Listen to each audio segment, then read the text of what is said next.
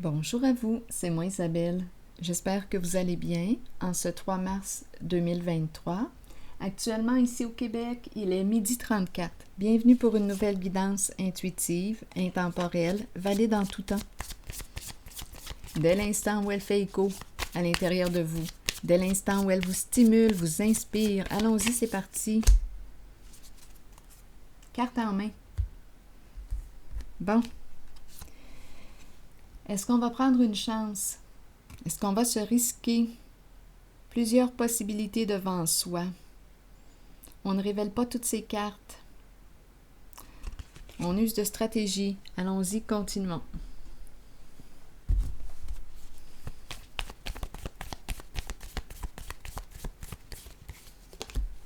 Deux personnes ici. Qui sont ces deux personnes pour vous? On dirait deux femmes. Une qui semble être plus âgée que l'autre, mais bon, on peut parler de deux personnes. Ça pourrait être la mère, la fille, des amis, des sœurs, qui sait, on ne sait pas. Femmes, oh, ce sont des femmes. J'ai dit tantôt, on dirait des femmes. Bien, on le clarifie, là. Ce sont des femmes.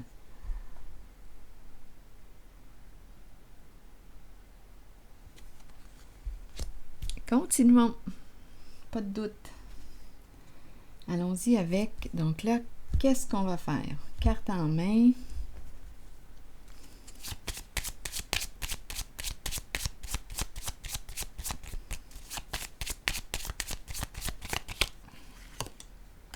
Quelque chose à clarifier.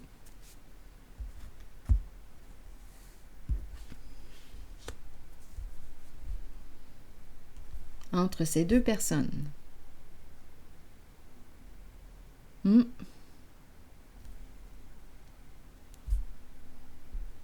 Continuons.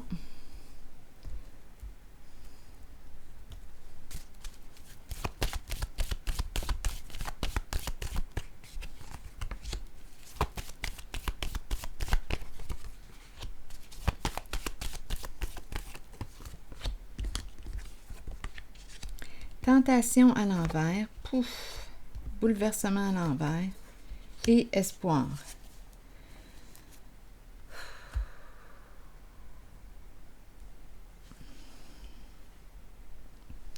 Donc ici, qu'est-ce qui s'est passé avec la carte de la tentation à l'envers? C'est le diable à l'envers.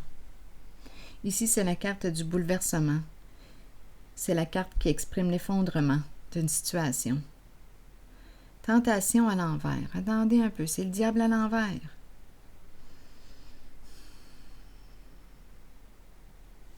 Deux femmes qui ont quelque chose, les deux femmes ont quelque chose à se dire.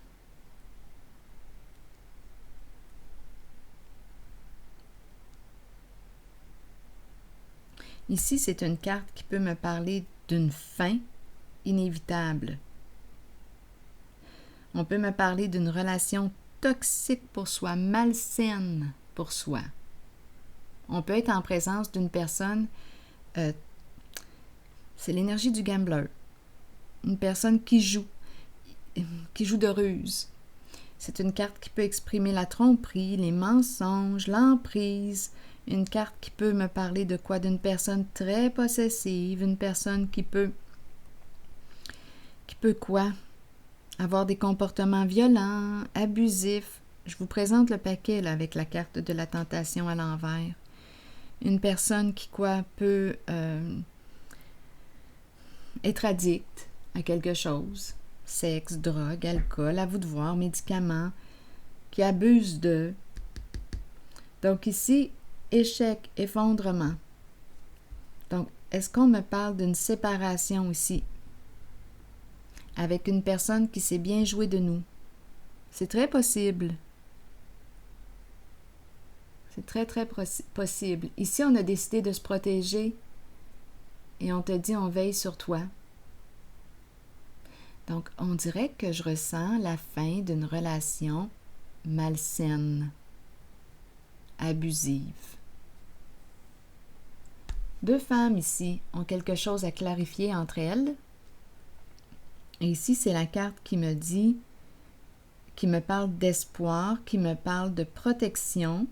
Je fais le choix de me protéger et c'est la carte qui me dit « On veille sur toi ». Je vais déposer une carte sur l'espoir. On reprend espoir. On retrouve notre sens suite à la fin de cette relation. C'est un changement inévitable, la carte du bouleversement. Tôt ou tard, ça se serait produit.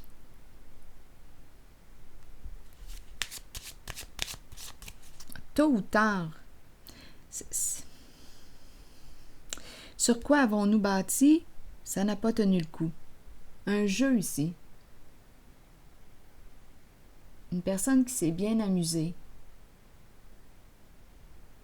qui a bien manipulé ses cartes.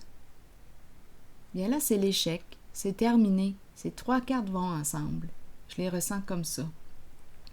Ici, cette personne a décidé de se protéger et elle reprend espoir.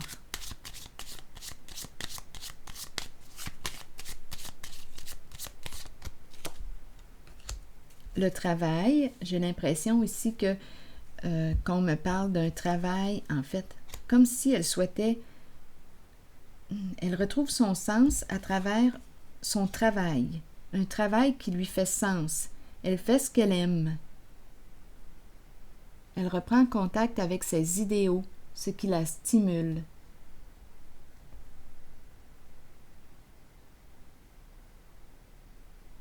Ce qui lui fait sens.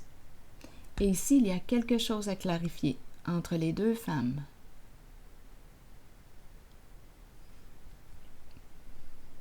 Ici, c'est la fin d'une relation malsaine. On se protège, et ici, on s'oriente vers quoi? Quelque chose qui nous stimule, qui nous redonne espoir. Et c'est un travail, un emploi du temps, une occupation. On reprend contact avec un idéal, un souhait.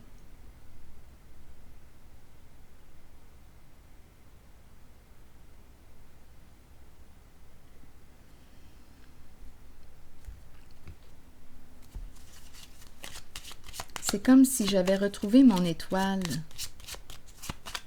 Je me sens inspirée. Je reprends espoir.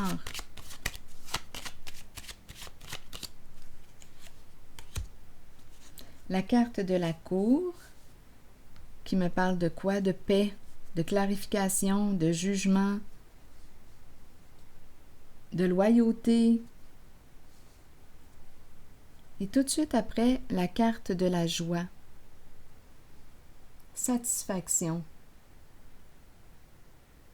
Donc, on dirait ici qu'on me présente une personne heureuse, qui reprend goût à la vie, qui a retrouvé son sens suite à la fin d'une relation malsaine pour elle.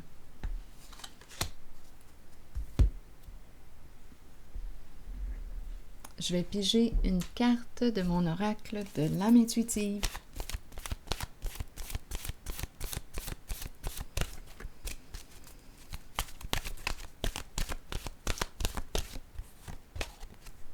Engagement.